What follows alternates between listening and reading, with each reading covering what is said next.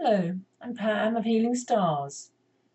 This is the chart for the new moon in Gemini, and it's at the 5th of June. It's very early hours in the UK.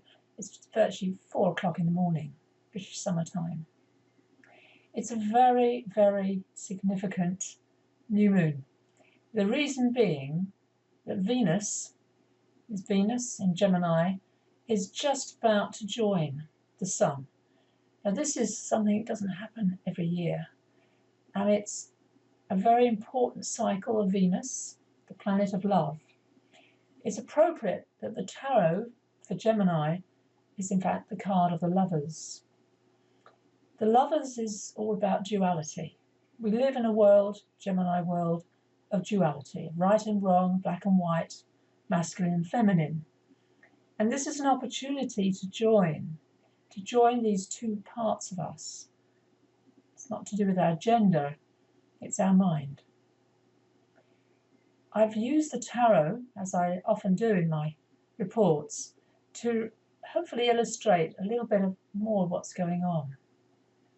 So here is the Lovers with Venus, and opposite Saturn. Now, traditionally, Saturn is the Judgement card in the tarot, but for graphic purposes, I prefer the Hermit. Sagittarius, the sign, is governed by Jupiter. It's about wisdom. Saturn is the wise old man, or the hermit type. And this card has always been close to my heart because this man is looking at the light. He's holding the light. His candle has lit the light, and he has a staff, which is also yellow. So there's a lot of energy for going within at this particular new moon. It's very, very important. Now in the UK, we most probably will be asleep, but dreams are always important. What you dream about, to really open up to a prophetic dream. The Hanged Man in the tarot, that is Neptune. And here is Neptune, 12 degrees Pisces, part of this grand mutable cross. It's also close to the South Node, and Chiron is still in the same sign of Pisces. This is our higher vision. These are our dreams. These are our great artistic and musical experiences and creations. It can lift us up. The Wheel of Fortune in the tarot is Jupiter, opposite Neptune, the other part of this grand cross. And the Wheel of Fortune is a very good card for Jupiter. What comes around goes around. And it's in our destiny to create all the time with our thoughts. Are we creating a positive future? Or are we caught in the negativity of the past? Our past mistakes, our doubts.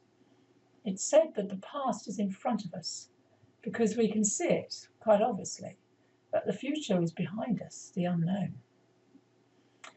The mutable Grand Cross, because this is what it is, Gemini, Virgo, Sagittarius, Pisces, is all about change. And at the moment we're caught, I believe, in a lot of dilemmas, and the cross kind of exemplifies this. Shall we stay or shall we go? It's the theme song being used at the moment in the UK for Brexit. And it's very hard to decide who's got the right voice. Mercury is the messenger. Mercury is the voice. Mercury is the media. It's still in Taurus. And although you can see the Grand Cross very clearly behind it, there is still this grand trine. That's the blue triangle. Jupiter's part of that. So is Pluto and Mercury in Earth signs. And of course, Brexit is a very serious, important referendum that will have long-standing ramifications. If we leave, then we're heading for divorce. Personally, I believe in unity, and I hear conflict all the time with people's opinions. We really don't know what will happen if we do leave. We really don't know. just as in a divorce, it's hard to prophesy how that will work out. I believe in friendship. I believe in unity. And that's what Gemini is all about. That's what the Lovers does show us. Mercury will be moving into its own sign of Gemini. It's moving now quite fast. And then Gemini is Mercury's own sign, so it becomes more tangible to hear things, to listen. But this full moon, this new moon, pardon me, this new moon is one of great importance. I'd like you to take time. Time is what Saturn represents. And it might be a beautiful sunny day, hopefully here in the UK, but wherever you are, this is a sacred moment. The Mayans knew about the galactic center, and the full moon, which of course will be in 2 weeks' time, then we have an alignment with the galactic center. The sun, right at the end of Gemini, will be opposite the moon at 29 degrees of Sagittarius. That is close enough to the galactic center. So that is showing how important this month is.